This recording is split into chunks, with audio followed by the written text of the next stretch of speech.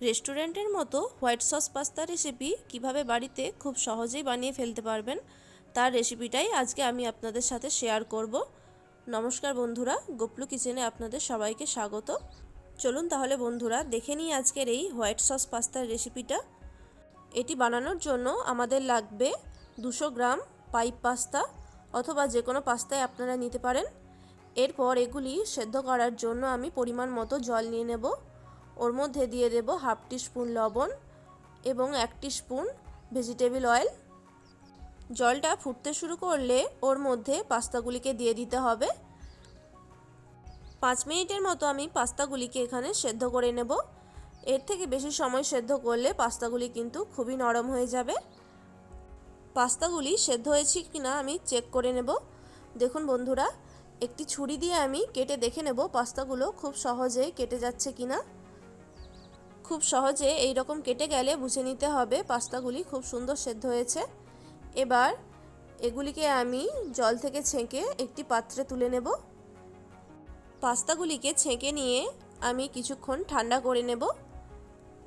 পাস্তাগুলি যাতে একে অপরের গায়ে জড়িয়ে না যায় সেই জন্য আমি এতে কিছুটা পরিমাণে তেল ছড়িয়ে দিচ্ছি। তেল ছড়িয়ে দিলে পাস্তাগুলি একে অপরের গায়ে একদমই লেগে যাবে না। এবার একটি ফ্রাইং প্যানের মধ্যে 2 টিস্পুন ভেজিটেবল অয়েল নিয়ে নিচ্ছি। ওরই সাথে দিয়ে দেব 2 টিস্পুনের মতো বাটার। বাটারটা ভালো মতো মেল্ট করে নিতে হবে। বাটার মেল্ট হয়ে গেলে এবার ওর মধ্যে দিয়ে দেব 2 টিস্পুন রসুন কুচি। 3 থেকে 4 মিনিটের মতো রসুনটা ভেজে নেব, যতক্ষণ না রসুনের কাঁচা গন্ধ চলে যায়। এবার রসুন ভাজা হয়ে গেলে ওর মধ্যে দিয়ে দেব 3টে পেঁয়াজ কুচি। দেখুন পেঁয়াজের পাপড়িগুলো আমি এই রকম ছাড়িয়ে রেখেছিলাম। কিছুক্ষণ পেঁয়াজটা ভেজে নিয়েছি। এবার ওর মধ্যে দিয়ে দেব 1 কাপ গাজর। গাজরটা এরকম টুকরো টুকরো করে কেটে রেখেছিলাম। এগুলিকে কিছুক্ষণ ভেজে নেব। গাজরটা যাতে সেদ্ধ হয়ে যায় সেই জন্য আমি 2 থেকে 3 মিনিট ঢাকা দিয়ে রাখবো। ঢাকা খুলে নিয়ে আবার নেড়ে চেড়ে নেব। এরপর ওর মধ্যে দিয়ে দেব হাফ কাপ ক্যাপসিকাম কুচি। ক্যাপসিকামটাও এখানে ভেজে নিতে হবে। আপনারা চাইলে আপনাদের পছন্দ মতো আরও কিছু সবজি অ্যাড করতে পারেন এর মধ্যে। এরপর ক্যাপসিকামটাও সেদ্ধ হওয়ার জন্য আরও কিছুক্ষণ ঢাকা দিয়ে রাখবো। ঢাকা খুলে নিয়ে আবার একটু নেড়ে চেড়ে নিচ্ছি।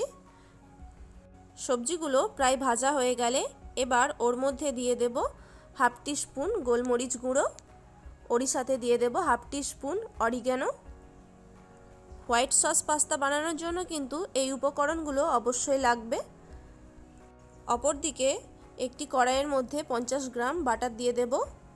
বাটারটা ভালো করে মেল্ট করে নেব। বাটার মেল্ট হয়ে গেলে ওর মধ্যে হাফ কাপ ময়দা দিয়ে দেব। ময়দাটাও কিন্তু বাটারের সাথে ভালো করে মিশিয়ে নিতে হবে। আর এই সময় অবশ্যই কিন্তু গ্যাসের ফ্লেমটা কমিয়ে রাখতে হবে। বন্ধুরা, আমি এখানে কিন্তু হোয়াইট সস পাস্তার জন্য হোয়াইট সসটা বানিয়ে নিচ্ছি। দেখুন ময়দাটা ভালো করে বাটারের সাথে মিশিয়ে নিয়েছি। এবার ওর মধ্যে পরিমাণ মতো দুধ দিয়ে দেব। আমি এখানে 500 ml দুধ ব্যবহার করছি। সম্পূর্ণ দুধটা একবারে দেব না, অল্প অল্প করে দুধ দিয়ে মিশিয়ে নেব। খুব ভালো করে মিশিয়ে নিতে হবে যাতে কোনো রকম লাম্পস বা ডেলা না থাকে। গ্যাসের ফ্লেমটা কমিয়ে রেখে ভালো করে মেশাতে হবে।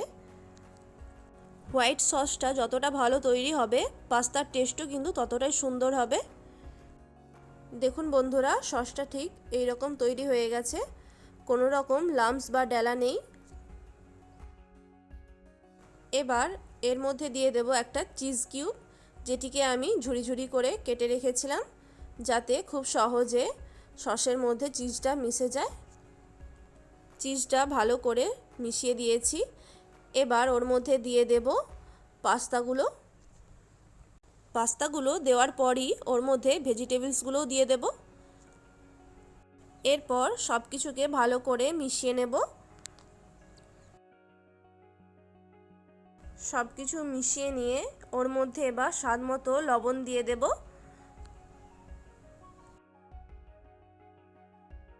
এরপর দিয়ে দেব হাফ টিস্পুন অরিগ্যানো এবং হাফ টিস্পুন গোলমরিচ গুঁড়ো। এগুলিকেও ভালো করে মিশিয়ে নিচ্ছি। ফ্লেভারটা আরও বাড়ানোর জন্য আর একটু ঝালের জন্য ওর মধ্যে দিয়ে দেব 1 টিস্পুন চিলি ফ্লেক। এটিকেও ভালো করে মিশিয়ে দিচ্ছি। সব শেষে এর মধ্যে দিয়ে দেব 2টো চিজ কিউব। এটিকেও ঝুরি ঝুরি করে কেটে রেখেছিলাম। চিজের পরিমাণটা এখানে একটু বেশিই লাগবে। চিজটা ভালো করে মিশিয়ে নিতে হবে। এবার 2 মিনিটের জন্য আমি ঢাকা দিয়ে রাখছি। দেখুন বন্ধুরা, আমার হোয়াইট সস পাস্তা একদম তৈরি হয়ে গেল। রেস্টুরেন্টের মতো হোয়াইট সস পাস্তা আপনারাও বাড়িতে বানিয়ে ফেলতে পারবেন খুবই সহজে। আজকের রেসিপিটা কেমন লাগলো অবশ্যই কমেন্ট করে জানাবেন। ভালো লাগলে ভিডিওটিতে একটি লাইক করে দেবেন। আর আমার চ্যানেলে নতুন বন্ধু হয়ে থাকলে প্লিজ চ্যানেলটিকে সাবস্ক্রাইব করে পাশে থাকা বেল আইকনটি প্রেস করে দেবেন। ভালো থাকবেন, সুস্থ থাকবেন। রেসিপিটা সম্পূর্ণ দেখার জন্য অসংখ্য ধন্যবাদ।